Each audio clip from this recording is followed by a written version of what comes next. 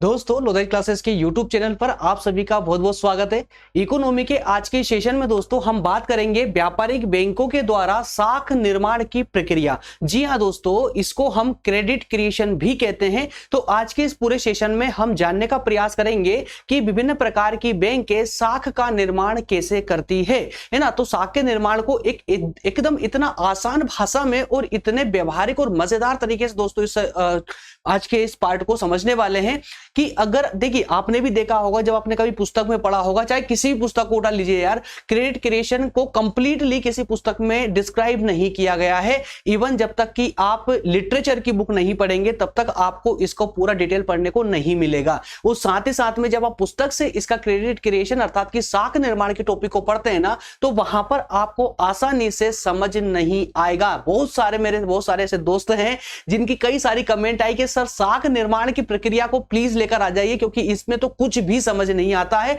और जी हां, मैं भी मानता हूं इस बात को। अगर मेन सब्जेक्ट इकोनॉमी नहीं रहा है तो इकोनॉमी के कुछ टॉपिक ऐसे हैं जहां जो थोड़ा बहुत आपको परेशान कर सकते हैं, लेकिन वो तब तक ही परेशान करेंगे जब तक कि यहां हम सेशन में उसका पोस्टमार्टम ना कर दें। तो आज के इस सेशन के बाद में दोस्तों साख निर्माण की प्रक्रिया आपके लिए सबसे इजी प्रक्रिया होने वाली है। आइए जानते हैं, देखते हैं कि कौन कौन सी बैंक किस किस तरीके से साख का निर्माण करती है। और उससे पहले दोस्तों हम ये देखेंगे कि एक्चुअल में जिस साख के निर्माण की हम बार बार चर्चा कर रहे हैं, ये साख का निर्माण है क्या। ठीक है ना। चलिए तो सेशन में आगे बढ़े उससे पहले जो मेरे नए दोस्तों उनको बता दूं कि दोस्तों हमारे इसी प्लेटफॉर्म पर, यूट्यूब प्लेटफॉर्म पर ही आपको सभी सेशन बीए और बीएससी बीकॉम के लिए जो इकोनॉमी का हमारे सेशन चल रहे हैं, साथ ही साथ प्रतियोगी परीक्षा वाले स्टूडेंट्स के लिए भी जो भी सेशन हमारे चल रहे हैं, सभी की प्लेलिस्ट अलग अलग बनाकर रखी हुई है। आप प्लेलिस्ट में जाइएगा, सभी सब्जेक्ट आपको क्रम अनुसार मिल जाएगा। वो दोस्तों मैं स्पेशली बीए फर्स्ट और सेकेंड ईयर वाले स्टूडेंट्स को बोल दूं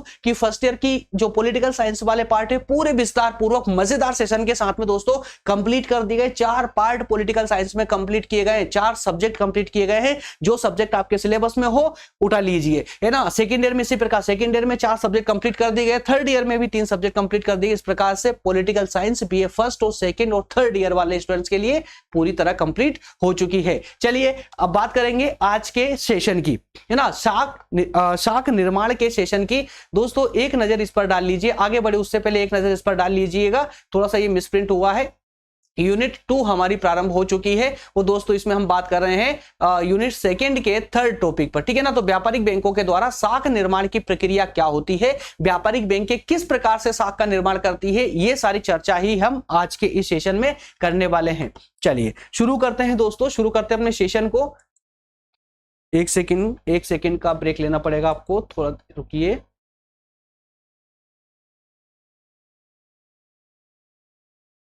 सिस्टम थोड़ा गति में अवरोधक का कार्य कर रहा है, बट इट्स ओके, कोई प्रॉब्लम नहीं है, थोड़ा सा होना भी चाहिए।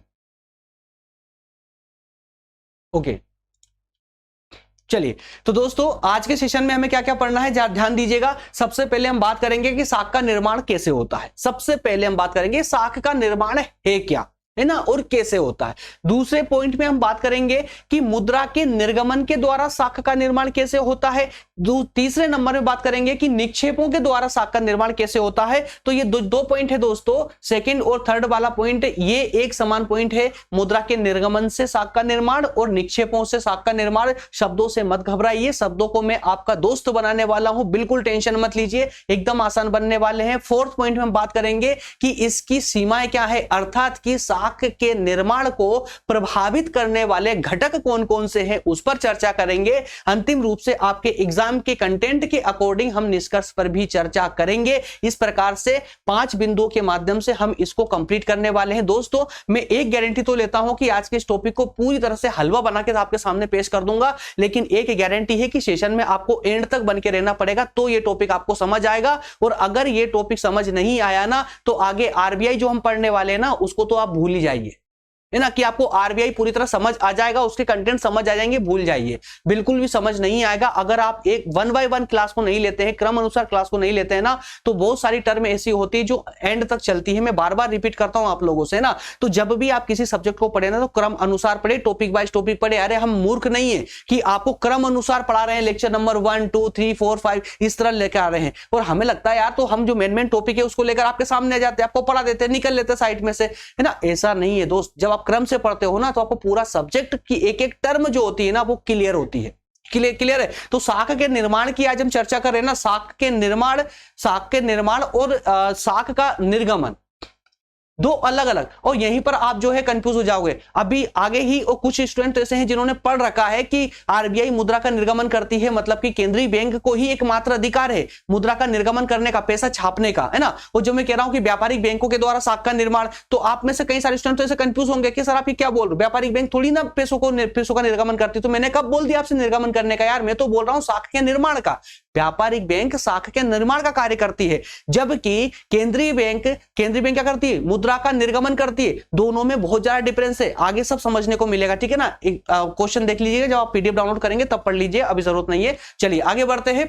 सबसे पहले हम बात करेंगे साख के निर्माण की। अच्छा, कितने दोस्तों को पता है कि साख का निर्माण क्या होता है? अच्छा, पहले तो मुझे बताइए कि साख क्या होता है, साख का मतलब क्या होता है। एक शब्द में बोलूं, एक शब्द में अगर इसको मैं बोलूं ना, तो एक शब्द में इसका अर्थ होता है विश्वास। क्या होता है? विश्वास। कैसे भाई? साख का मतलब क्या होता है? क्रेडिट, है ना। और क्रेडिट का मतलब क्या होता है? अरे विश्वास, इसका मतलब ही होता है विश्वास। आपके पास एक 500 का नोट है, ठीक है, एक 500 का नोट है, मतलब क्या है? कागज का टुकड़ा है। लेकिन आपको पता है कि 500 का नोट, इस 500 के नोट में मैं 500 रुपए की वैल्यू वाली कोई सी भी किसी भी प्रकार की मुद्रा में खरीद सकता, और आपको कोई मना नहीं कर सकता देने के लिए, है ना। क्यों बोल पा रहे हैं आप? क्योंकि उस जो वचन पत्र है आपके हाथ में, है ना, जो नोट है, नोट को ही हम वचन पत्र बोलते हैं। तो जो वचन पत्र है आपके, वहां लिखा हुआ है, लास्ट स्पष्ट लिखा हुआ है। क्या लिखा हुआ है? कि मैं धारक को फलाने रुपए देने का वचन देता हूं, है ना। और नीचे गवर्नर के साइन भी करे हुए हैं। तो ये विश्वास पत्र है।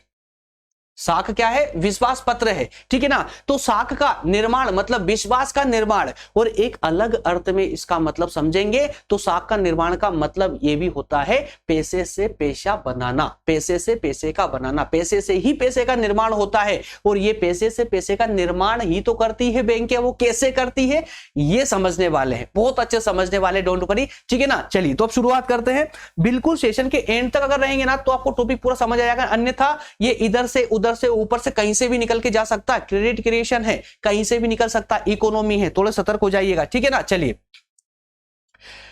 आधुनिक अर्थव्यवस्था में बैंक का एक महत्वपूर्ण कार्य साख का निर्माण करना होता है।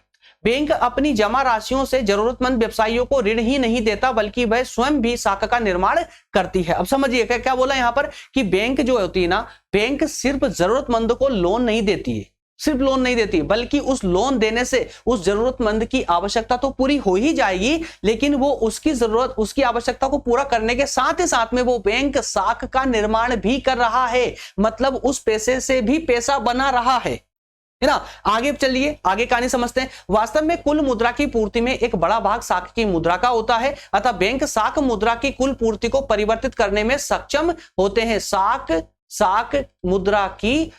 जो होती है मुद्रा की कुल पूर्ति को प्रभावित करने में सक्षम होती है। कैसे? जरा समझिए। साख जो होती है ना, साख जो होती है, जो बैंक जिस साख का निर्माण करते हैं वो मुद्रा की कुल पूर्ति, मान लेते हैं कि आज हमारी अर्थव्यवस्था में 500 करोड़ रुपए हैं, एग्जांपल ले रहा हूं यार, है ना, 500 करोड़ रुपए हैं, ठीक है ना। तो अब अगर बैंक ने 500 करोड़ रुपए बाजार में बांट रखे हैं, लोन दे रखा है, तो उस 500 करोड़ क्या वापस रिटर्न 500 करोड़ ही लेगा? तो नहीं, है ना, उससे पर कुछ इंटरेस्ट उसके पास आएगा बैंक के पास में। मतलब वहां पर वो मुद्रा का जो वास्तविक जो फिजिकल एक्सिस्टेंस जो था उसका, मुद्रा का जितनी मुद्रा थी उसमें अब परिवर्तन कर देगी, मतलब वो बाजार में मुद्रा बढ़ जाएगी, मुद्रा में वृद्धि हो जाएगी। तो इस प्रकार कहा गया है कि बैंक की जो साख होती है ना, मुद्रा की कुल पूर्ति को परिवर्तित करने में सक्षम होती है, याद रखिएगा। और इसीलिए शेयर्स साहब ने कहा है, देखिए शेयर्स ने क्या कहा है कि बैंक केवल द्रव्य जुटाने वाली संस्था ही नहीं है, द्रव्य जुटाने वाली संस्था नहीं, बल्कि ये द्रव्य के सृजनकर्ता भी है।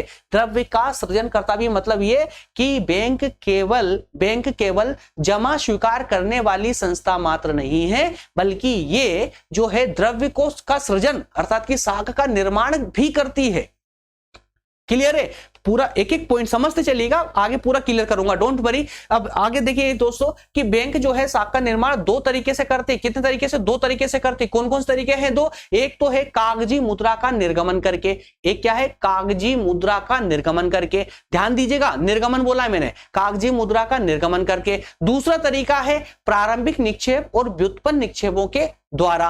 प्रारंभिक निक्षेप और व्युत्पन्न निक्षेपों के द्वारा दो प्रकार के तरीके हैं यहां साख निर्माण के। अच्छा, साख निर्माण क्या होता है? अब भी हमारी सुई वहीं अटकी हुई है कि सर साख का निर्माण एक्चुअल में क्या होता है ना। चलिए उसको हम पहले समझ लेते हैं कि साख का निर्माण एक्चुअल में किसे कहते हैं। तो उसके लिए मैं आपके लिए बहुत अच्छा सा एग्जांपल, एक कोई सा अच्छा सा एग्जांपल यूज करेंगे जिससे आपको ये कंसेप्ट पूरी तरह क्लियर हो जाए, ठीक है ना। एक कंसेप्ट को क्लियर करने के लिए एक एग्जांपल का इस्तेमाल करते हैं दोस्तों। मान लेते हैं, देखिए मान लेते हैं कि एक बैंक है। एक ब्रेक डिस्प्ले लेते हैं 1 मिनट के लिए। आइए एक एग्जांपल के माध्यम से समझते हैं। मान लेते हैं दोस्तों कि बैंक है, एक बैंक है, कोई सी बैंक समझ लीजिए आप, कोई सी बैंक मान लीजिए आप। एक बैंक है, बैंक में एक व्यक्ति है ए व्यक्ति है। ये बैंक में जाता है 1000 रुपए जमा करने के लिए। कितने हजार? 1000 रुपए जमा करने के लिए। क्यों जाता है जमा करने के लिए? क्योंकि ए को पता है कि उसके पास पैसा है, तो वो अपने आप को जो है ना असुरक्षित महसूस करता है कि यार मेरा पैसा कहीं ऐसा ना हो कि कहीं कोई चुरा ले जाए, कहीं चोरी हो जाए या खो जाए या कहीं लॉस हो जाए, है ना। तो वो चाहता है कि एक विश्वसनीय संस्था में मैं रख दूं ताकि जब आवश्यकता होगी तब मैं उस पैसे को वापस निकाल लूंगा। तो आज हमारी विश्वसनीय संस्था कौन सी होती? बैंक होती है। तो वो ए भी तो हमारी सोसाइटी में से एक व्यक्ति है, तो ए भी क्या करता है? उसके पास 1000 रुपए है, तो वो कहां जाता है? बैंक में जाता है। बैंक में जाकर के 1000 रुपए जमा कर देता है। मतलब बैंक के पास में कितने रुपए जमा है दोस्तों? कितने रुपए हो चुके हैं? 1000 रुपए हो चुके हैं। अभी हमने सिर्फ एक का एग्जांपल लिया है। अब बैंक क्या करता है? क्या बैंक इसके वापस आकर के पैसे निकालने का इंतजार करेगा तब तक वो 1000 रुपए जमा करके रखेगी बैंक? तो नहीं दोस्तों, ऐसा नहीं करती बैंक। बैंक क्या करेगी? बैंक का दिन रात तक यही कार्य है। बैंक के पास मात्र ए अकेला नहीं है, बल्कि ऐसे कई सारे ग्राहक है जो उसके पास जमा करने आते हैं। तो बैंक को अब तक अनुभव हो चुका है, उसको पता है कि यार ये जो व्यक्ति अभी जमा करके गया है ना, जो मिस्टर ए 1000 रुपए जमा करके गया है, उसको अपने अनुभव से पता लगाएगी कि ये वापस आकर के कब पैसा निकालेगा। अब बैंक को इतना तो पता है कि जब भी ये आएगा ना तो पूरा पैसा निकाल कर नहीं ले जाएगा, बल्कि इसका कुछ अंश निकाल करके ले जाएगा। तो बैंक एक अनुमान लगा लेती है, बैंक मान लेती है कि यार ये सिर्फ ना 20% या 10% पैसा निकाल करके लेके जाएगा, 10% पैसा निकाल करके लेके जाएगा। तो 1000 का 10% दोस्तों कितना हो जाता है? 1000 का 10% कितना हो जाता है दोस्तों? तो 8 हो जाता है। कितना? 800 100 रुपए हो जाते हैं, माफ करना, 100 रुपए हो जाते हैं, ठीक है ना। 10% कितना हो जाएगा? 100 रुपए हो जाएंगे। बचे कितने बैंक के पास में? अब देखिए बैंक क्या करेगी? ये 100 रुपए अपने पास रख लेगी। कितने? 100 रुपए अपने इस खाते में रख लेगी। अब यहां पर 1000 नहीं रखेगी, 1000 के बदले सिर्फ 100 रुपए जमा करके रख लेगी। बाकी के जो 900 रुपए बचते हैं, उस 900 रुपए को जो व्यक्ति इसके पास, इस बैंक के पास में लोन मांगने के लिए आया ना, जैसे मान लेते हैं कि मिस्टर बी जो है लोन लेने के लिए आए, तो मिस्टर बी को ये 900 रुपए लोन दे देंगे। बैंक ने 900 रुपए लोन दे दिया, ठीक है।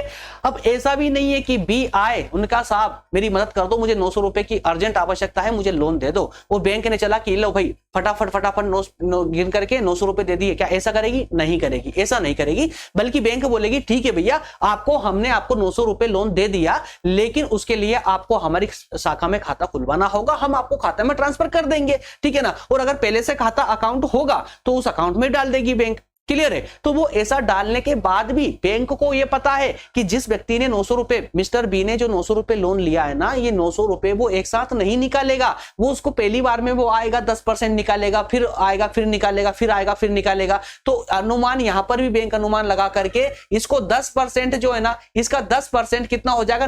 90 रुपए मात्र। तो 90 रुपए इसके अकाउंट में रखेगी मात्र, ठीक है ना। 90 रुपए मात्र इसको अकाउंट में रखेगी। बाकी की जो पैसा बचता है कितने? 810 रुपए, वो 810 रुपए किसी मिस्टर सी को लोन दे देगी और मिस्टर सी को भी उसके अकाउंट में डालेगी। याद रखना, मिस्टर सी को भी वो अकाउंट में डालेंगे 810 रुपए, 810 रुपए अकाउंट में डालेंगे, ठीक है ना।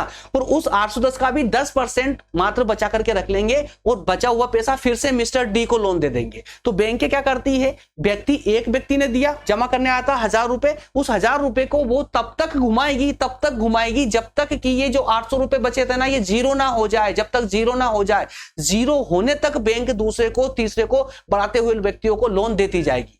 क्या सभी बैंक ऐसे ही करती है? जी हाँ, सब बैंक ऐसा करती है। तो क्या हुआ यहाँ, मतलब क्या हुआ दोस्तों, देखिए ए जमा करने आया था 1000 रुपए, उसको एक माइनर सा ब्याज दे करके समझा देंगे कि बेटा एक काम करना यार, तूने इतना ना 1 साल के लिए जमा रखा है ना, ये लेके जा, बस इतना मिला तुझे, 1000 रुपए पे थोड़ा 100-200 रुपए बढ़ा करके दे देंगे, बहुत है बस। उसके बाद इसने पहले मिस्टर बी को इसने 900 रुपए लोन दे दिया, ठीक है। मिस्टर जो सी को उसने 810 रुपए लोन दे दिया। फिर मिस्टर डी आया तो मिस्टर डी को 810 में से 10% काट के, मतलब 81 रुपए, 81 रुपए काट करके जो पैसा बचा उसको फिर आगे बढ़ा दिया। इस प्रकार से दोस्तों ये 1000 रुपए को इसका 4 गुना से भी ज्यादा कर लेगी। कितने? 1000 रुपए। बैंक के पास में 1000 रुपए जमा थे, बैंक के पास 1000 रुपए जमा थे, लेकिन बैंक इसको कई गुना पैसा बना देगी, इसी प्रकार से घुमा घुमा कर। तो ये जो घुमाना हुआ ना, ये घुमाना ही तो साख का निर्माण है, क्रेडिट क्रिएशन है, क्योंकि इस प्रकार घुमाने से बैंक के पास में पैसे आएंगे, पैसे से पैसा बनेगा, समझे? इस प्रकार से साख का निर्माण करती है। अच्छा, ये एक छोटी सी टेबल के माध्यम से हम इसको और बेहतर तरीके से समझने का प्रयास करते हैं, और बेहतर तरीके से समझने का प्रयास करते हैं। छोटी सी टेबल में आप लोगों के लिए लेकर आया हूं, जरा यहां देखिए, जो हमने अभी एग्जांपल समझा है ना, वो पूरा यहां लिखा हुआ है। देखिए, मिस्टर ए बैंक में आते हैं, ए बैंक है, मिस्टर ए मान ली बैंक 1000 रुपए बैंक में जमा करे, 1000 रुपए बैंक में जमा किए, ठीक है ना। तो बैंक क्या करती है कि 20% अपने पास जमा रखती है, बाकी का 20% कितना हो जाएगा 1000 का? 200 रुपए। 200 रुपए अपने पास जमा रखेगी, बाकी बचे कितने? 800 अगले व्यक्ति को लोन दे दिया। अगले व्यक्ति को देखिए, यहां अगले व्यक्ति को लोन दे दिया, ठीक है ना। अब लोन देगी तो लोन नगद नहीं देगी, वो अकाउंट में जमा करेगी। तो उसने क्या करा, मिस्टर बी को लोन दिया था, मिस्टर बी के खाते में 800 रुपए जमा कर दिए थे। अब इस 800 रुपए उनको पता है, अनुभव पे निकाल लिया बैंक ने कि ये जो मिस्टर बी है ना, ये आएगा तो 10% ही एक बार में निकाल करके ले जाएगा, इसलिए उसने क्या करा, 10% अपने उसके खाते में पैसा रखा, बाकी का पैसा आगे बढ़ा दिया। देखिए 800 रुपए का 10%, 20% माफ करना, कितना हुआ? 160 रुपए हुआ। 160 रुपए उसने अकाउंट में रखा, बाकी के पैसे 640 रुपए उसने आगे बढ़ा दिए, मिस्टर सी को लोन दे दिया 640 रुपए का। 640 का फिर 20%, 128 रुपए, ठीक है ना। बचे कितने? 512 रुपए। ये 512 फिर आगे लोन बढ़ा दिया। तो ये इस प्रकार से तब तक बढ़ता जाएगा, जब तक कि ये अमाउंट जीरो ना हो जाए, ये अमाउंट जीरो ना हो जाए, है ना। अंतिम रूप से दोस्तों देखिए, यहां पर 1000 रुपए जमा हुए थे, लेकिन कुल जो पैसा है, देखिए यहां पर कुल पैसा जो है इसको 5000 रुपए बन चुके हैं। 1000 के बैंक 5000 रुपए बना चुकी है। तो इसको बोलते हैं साख का निर्माण करना, समझे? चलिए अब इसके हम प्रकार की जरा बात कर लेते हैं। हमने 2 चीज देखी थी कि मुद्रा के निर्गमन के द्वारा साख का निर्माण कैसे होता है ना, और जमाओं के द्वारा साख का निर्माण कैसे होता है। तो मुद्रा के निर्गमन के द्वारा साख का निर्माण होता है। तो याद रहे दोस्तों कि निर्गमन की जब भी बात आएगी, मुद्रा के निर्गमन की जब भी बात आएगी, तो एक ही बात दिमाग में आना चाहिए कि हमारा केंद्रीय बैंक आरबीआई, क्योंकि केंद्रीय बैंक को एकमात्र एकाधिकार प्राप्त है मुद्रा के निर्गमन का। मतलब कि अगर नोट कोई छाप सकता है तो वो सिर्फ बैंक छाप सकती है, आरबीआई छाप सकती है, उसके अलावा और कोई नहीं छाप सकता। क्लियर है? चलिए ठीक है ना। तो आगे बढ़ते हैं। देखिए जब बैंक जो है, बैंक जब कागजी मुद्रा का निर्गमन करती है, कौन? आरबीआई, है ना। तो उस समय साख का निर्माण भी होता है। 19वीं शताब्दी में सभी बैंक कागजी मुद्रा का निर्गमन करके साख का निर्माण किया करते थे। याद रखिएगा, देखिए क्या लिखा हुआ है, ध्यान देना इस बात पर, बहुत इंपॉर्टेंट बात है ये। 19वीं शताब्दी तक कहें या 19वीं शताब्दी से पहले तक का कहें, तो तब तक जो है कागजी मुद्रा का निर्गमन सभी बैंक करा करते थे। लेकिन 19वीं शताब्दी के बाद में ये एकाधिकार सिर्फ और सिर्फ केंद्रीय बैंक को प्राप्त हो चुका है। अतः देश का केंद्रीय बैंक ही कागजी मुद्रा का निर्गमन करके साख का निर्माण करता है। और याद रहे, केंद्रीय बैंक जो होता है ना, सिर्फ साख का निर्माण ही नहीं करता, साख का नियंत्रण भी करता है। और ये आप पूरी डिटेल में पढ़ चुके हैं पहले। मुद्रास्फीति के समय में केंद्रीय बैंक क्या करेगा, है ना, और मुद्रा अपस्फीति के समय में केंद्रीय बैंक क्या करता है। मतलब कि अर्थव्यवस्था में बैलेंस रखने के लिए जिन जो आर्थिक नीतियां होती है उनका प्रयोग करके केंद्रीय बैंक बैलेंस रखता है अर्थव्यवस्था में, उसी को दोस्तों हम यहाँ साख का नियंत्रण कहते हैं। क्लियर है? तो जैसा कि विदित है कि कागजी मुद्राओं के पीछे 100% धात्विक आड़ नहीं रखनी पड़ती है। अब ध्यान दीजिएगा, ये क्या अर्थ हुआ इसका, यहां पर आपकी गाड़ी आकर के अटक जाएगी। धात्विक आड़ का मतलब क्या हुआ? धात्विक आड़ का मतलब क्या हुआ दोस्तों? एक समय ऐसा था, या ऐसा कहें कि 19वीं शताब्दी से पहले जब प्रत्येक बैंक कागजी मुद्रा का निर्गमन करते थे, उस समय ऐसा था कि अगर किसी बैंक ने 1000 रुपए छापे, या 10,000 रुपए छापे तो उतने 10,000 रुपए का सोना, चांदी, तांबा, स्टील, कोई सी भी धातु लेके ना, कोई सी भी धातु उस बैंक को उतने मूल्य की धातु रखनी पड़ती थी अपने पास, तब जाकर के वो उस मुद्रा का निर्गमन कर पाता था।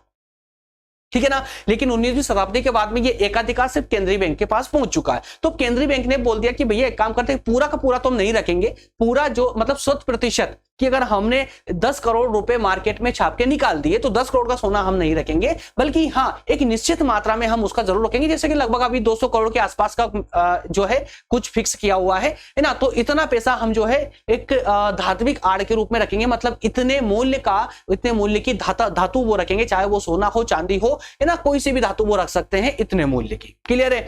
तो अब यहां कहा गया है कि धात्विक आड़ मतलब कि उतने पैसों के मूल्य की धातु उतने बराबर नहीं रखी जाती, मतलब 100% नहीं रखी जाती। निर्गमित मुद्रा के एक अंश के पीछे ही धात्विक आड़ रखता है, मतलब कि एक अंश के पीछे का मतलब यह है कि एक निश्चित मात्रा कर दी जाती है कि इतनी धात्विक आड़ हम रखेंगे। शेष वाली जो कागजी मुद्रा होती है उसका प्रचलन केंद्रीय बैंक की साख के आधार पर होता है। साख मतलब कि केंद्रीय बैंक के विश्वास के आधार पर होता है। यहां पर गवर्नर जो होते हैं ना, गवर्नर आरबीआई के जो गवर्नर होते हैं ना, उनका जो नीचे साइन होता है वो लिखा होता है कि मैं धारक को फलाने रुपए देने का वचन देता हूं, अदा करने का वचन देता हूं। तो ये जो लाइन लिखी हुई है गवर्नर का साइन है ना, वही साख है किसकी, आरबीआई की, अर्थात केंद्रीय बैंक की साख है। ये विश्वास है जनता को कि ये जो हम आपसे वादा कर रहे हैं, जो वचन आपको दे रहे हैं, ये जो नोट कहीं पर आप पूरी दुनिया में कहीं भी लेकर घूमेंगे तो आपको इतने वैल्यू का कुछ भी आप लेंगे वो मिल जाएगा। ये साख है आरबीआई की या केंद्रीय सरकार की। क्लियर है। तो यही केंद्रीय बैंक के द्वारा साख का निर्माण होता है। तो केंद्रीय बैंक ने देखिए कैसे साख का निर्माण किया दोस्तों, कि उसने 200 करोड़ का तो सोना अपने पास रखा, लेकिन 500 करोड़ की मुद्रा जारी कर दी, कागजी मुद्रा। तो हुआ ना साख का निर्माण, क्योंकि एक्चुअल में बैंक के पास तो कम पैसा है सोने के रूप से देखा जाए, लेकिन मुद्रा जो है ज्यादा निकाल दी मार्केट में। एक बात इसमें है ना, गलत वे में मत चला जाना, ये मत सोच लेना इस चीज से कि यार केंद्रीय बैंक जब चाहे तब जितना पैसा चाहे तो उतना पैसा छाप करके मार्केट में निकाल देता कि गरीब लोगों को तो आवश्यकता पैसों की, हर किसी को बांट दे 1-2 करोड़ रुपए तो हर कोई अमीर बन जाए। तो ऐसी गलती सरकार नहीं कर सकती, क्योंकि वेनेजुएला ने करा था। वेनेजुएला ने यही गलती की थी, देश है वेनेजुएला, उसने यही गलती की थी। वहां के जो भी प्राइम मिनिस्टर जो भी बने थे, अनसन पैसा छप्पा करके गरीबों लोगों में बंटवा दिया था, है ना। तो उसकी हालत ये हो गई थी मेरे दोस्त कि उसको सब्जी खरीदने के लिए भी 2-3 लाख रुपए साथ लेके जाने पड़ते थे, तब उसको मार्केट से सब्जी मिल पाती थी खाने के लिए, है ना। तो इतनी महंगाई बढ़ चुकी थी, वहां की अर्थव्यवस्था धराशायी हो चुकी थी। तो याद रखें मुद्रा के निर्गमन का एकाधिकार सिर्फ और सिर्फ केंद्रीय बैंक के पास में है। और ये जो है उतने बराबर के मूल्य की जितनी मुद्रा निर्गमित करती उसके कुछ एक हिस्से की बराबर की धातु अपने पास रख करके और अधिक मुद्रा का निर्गमन अर्थात नोट छाप करके बाजार में निकाल देते हैं, जिससे साख का निर्माण होता है। दूसरा तरीका जान लें, दूसरा तरीका है निक्षेपों के द्वारा साख का निर्माण। निक्षेप का मतलब समझ लीजिए, पहले तो आप लोग बड़े कंफ्यूज रहते हैं अर्थशास्त्र में, बाद में बोलते हैं सर समझ नहीं आया। निक्षेप का मतलब कुछ भी नहीं है, याद रखना सिर्फ जमा है। जमा तो समझते हो ना, बैंक में आप जमा करने जाते हो पैसा तो जमा समझते हो आप लोग, है ना। तो वो जमा ही है। निक्षेप का मतलब कुछ नहीं, सिर्फ जमा है। याद रखिएगा, निक्षेप का अर्थ क्या हुआ, जमा। ठीक है ना। और जमाएं भी 2 प्रकार की होती है, एक प्राइमरी डिपॉजिट होते हैं और एक ड्राइव्ड डिपॉजिट होता है, मतलब कि प्रारंभिक निक्षेप और व्युत्पन्न निक्षेप। प्रारंभिक निक्षेप और व्युत्पन्न निक्षेप। अच्छा, प्रारंभिक निक्षेप क्या था? प्रारंभिक निक्षेप क्या था मैं यही बता दूं ना। मिस्टर ए 1000 रुपए लेकर के बैंक में गए थे, जमा किया था उन्होंने, तो उन्होंने अपने खाते में जो पैसा 1000 रुपए जमा किया था ना, वो प्रारंभिक निक्षेप है, मतलब कि प्राइमरी डिपॉजिट है, याद रखेंगे। अच्छा, तो फिर व्युत्पन्न निक्षेप क्या हुआ? ये व्युत्पन्न निक्षेप क्या हुआ? ड्राइव्ड डिपॉजिट क्या होगा? तो ड्राइव्ड डिपॉजिट वो होगा दोस्तों जब बैंक ने मिस्टर बी को 800 रुपए का लोन दिया था, 800 रुपए का लोन दिया था, लेकिन कैश में दिया था, अकाउंट में दिया था? तो आप बोलेंगे अकाउंट में दिया था। तो जिस अकाउंट में उसने 800 रुपए डाले थे ना, वो कौन सा हो जाएगा? व्युत्पन्न निक्षेप हो जाएगा, व्युत्पन्न निक्षेप हो जाएगा। याद रखेंगे आप लोग, ठीक है ना। तो प्राइमरी डिपॉजिट कौन सा? जब पहली बार कोई व्यक्ति जाकर के अपने खाते में पैसा डालता है, उसको प्राइमरी डिपॉजिट बोलते हैं। इसको निष्क्रिय डिपॉजिट भी बोलते हैं, याद रखेंगे। निष्क्रिय जमा भी बोलते हैं, निष्क्रिय जमा या निष्क्रिय निक्षेप भी बोलते हैं, एक शब्द है, याद रखना बस, खाली आप सिर्फ याद रखने के लिए। बाकी व्युत्पन्न निक्षेप का मतलब क्या हुआ? व्युत्पन्न निक्षेप का सिंपल सा मतलब है जब बैंक लोन अमाउंट को जब कस्टमर के अपने ग्राहक के खाते में डालती है ना, तो जब खाते में जो पैसा जमा होता है लोन का पैसा, उसको हम ड्राइव्ड डिपॉजिट बोलते हैं। क्लियर है? तो यही बात यहां पर लिखी गई है। क्लियर है? चलिए आगे बढ़ते हैं। तो इसमें होम ने परिभाषा भी दी है, इसकी बहुत अच्छी परिभाषा देखिए कि व्युत्पन्न जमा का निर्माण ही शाखा का सृजन होता है। व्युत्पन्न जमा है ना, तो आप समझ ही चुके हैं अब तक तो कि भाई देखिए प्रारंभिक निक्षेप से तो क्या शाखा निर्माण हो रहा है? क्या नहीं होता है। प्रारंभिक निक्षेप से कोई शाखा निर्माण नहीं होता है, लेकिन व्युत्पन्न निक्षेप से शाखा निर्माण होता है। बैंक क्या करती है? लोन अकाउंट में लोन का पैसा डालती है ना, और फिर उसको अगले लोन अकाउंट में डाल देती है, उसको फिर तीसरे के, फिर चौथे के, फिर पांचवें, जब तक कि वो पैसा बैंक के पास जीरो ना हो जाए तब तक वो लोन देता ही रहता है, आगे तक बढ़ाता रहता है। तो जो व्युत्पन्न निक्षेप है ना, यही शाख सृजन का एकमात्र स्थान होता है इनके लिए। अतः बैंक जितने अधिक ऋण देते हैं उतनी ही अधिक शाख जमाएं उत्पन्न होती है और ऋणों का निर्माण होता है। दूसरे शब्दों में ऋण जमाओं को उत्पन्न करते हैं तथा ऋण क्या है? ऋण जमाओं को उत्पन्न करते हैं और जमा ऋणों को उत्पन्न करती है। दोनों एक दूसरे के, है ना, मतलब कि समानुपाती बोल सकते हैं हम इनको। क्लियर है? ऐसा लग रहा है कि आज ना इकोनॉमी वाला सेशन जो है, आज सिस्टम को भी शायद समझ नहीं आ रहा है। इतना हैंग पहले कभी नहीं हुआ जितना कि आज हैंग मार रहा है। कोई बात नहीं, शाख क्रिएशन वाले टॉपिक में तो अच्छे अच्छे लोगों का दिमाग हैंग मार जाता है, तो ये तो सिस्टम में चलता है। क्लियर है? चलिए कहानी को आगे बढ़ाते हैं दोस्तों। अब बात करेंगे हम उन तत्वों की या उन घटकों की जो शाख निर्माण की इस प्रक्रिया को प्रभावित करते हैं। ठीक है ना? तो शाख निर्माण की सीमाएं क्या है, या तो सीमाएं पूछ ले आपसे, या फिर ऐसा बोल दे कि शाख निर्माण को ऐसे कौन कौन से तत्व है या ऐसे कौन कौन से घटक है जो प्रभावित करते हैं। तो सबसे पहले तो है कि बैंक में मुद्रा की मात्रा। अच्छा, बैंक में जो मुद्रा की मात्रा है वो कैसे प्रभावित करेगी इसको? तो देखिए, बैंक कितनी मात्रा में शाख का निर्माण कर सकते हैं, ये देश में प्रचलित मुद्रा की मात्रा पर निर्भर करता है ना। देश में मुद्रा की मात्रा कितनी प्रचलित है? अगर अच्छी खासी प्रचलित होगी तो शाख का निर्माण अच्छा खासा होगा। देश में मुद्रा की मात्रा जितनी अधिक होगी उतनी ही उस देश में शाख का निर्माण अधिक शक्ति से होगा। ठीक है ना? ज्यादा पैसा होगा बाजार में, अर्थात देश में अगर ज्यादा मुद्रा होगी तो शाख का निर्माण भी स्पीड से होगा, क्योंकि अधिक मात्रा में मुद्रा प्रचलन में होने से बैंक के निक्षेप जो होते हैं ना, मतलब बैंक की जो जमाएं होती है वो अधिक होगी, इसलिए शाख का निर्माण भी ज्यादा होगा। क्लियर है? अगला है बैंक सुविधाएं। तो बैंकों द्वारा शाख का निर्माण का मूल आधार क्या है? नगद कोष होते हैं। यदि नगद कोष की मात्रा में वृद्धि होती रहे तो शाख तीव्र गति से बढ़ती है। क्लियर है? तो प्रायः उन बैंकों की जमाएं अधिक होती है जो ग्राहकों को धनराशि जमा कराने, निकालने और एक स्थान से दूसरे स्थान पर भेजने, भुगतान संबंधी सुविधाएं अधिक मात्रा में प्रदान करते हैं। बैंक सुविधाएं बैंक की शाख निर्माण नीति तथा व्यवसाय। यार समझिए, इस चीज से समझिए कि अभी से अगर हम 20 साल पहले चलते हैं और उस समय की बैंकिंग व्यवस्था को देखते हैं, तो क्या बताइए उस समय में क्या बैंकों के पास इतना ही जमा होती थी जितनी आज वर्तमान में है? तो आप में सर कोई बोल देगा नहीं सर पहले नहीं होती थी, क्योंकि पहले मैक्सिमम लोग जो है ना कैश रखना भी पसंद करते थे। कारण क्या है कि जब किसी को कैश की आवश्यकता होती थी तो वो जो है पहले उसको जाना पड़ता था एटीएम से पैसा निकालने पड़ता था और तब जाकर उसको कैश दे पाता था। लेकिन आज जो है डिजिटल मार्केट होने से, डिजिटल बैंकिंग होने के कारण आज हम पेटीएम, गूगल पे, फोन पे वगैरह जब से प्लेटफॉर्म आए हैं तब से तो बैंकों के जो इनकी जमा राशि होती है ना, बैंकों की जमा राशियां एकदम से बढ़ने लगी है। क्यों? जब बैंक जितनी सुविधाएं देगी बैंक जमाएं उतनी बढ़ती जाएगी। जब बैंक जमाएं ज्यादा होगी तो शाख का क्रिएशन, क्रेडिट का क्रिएशन और स्पीड से बढ़ेगा। ठीक है ना? तो बैंक की सुविधाओं पर भी ये निर्भर करता है।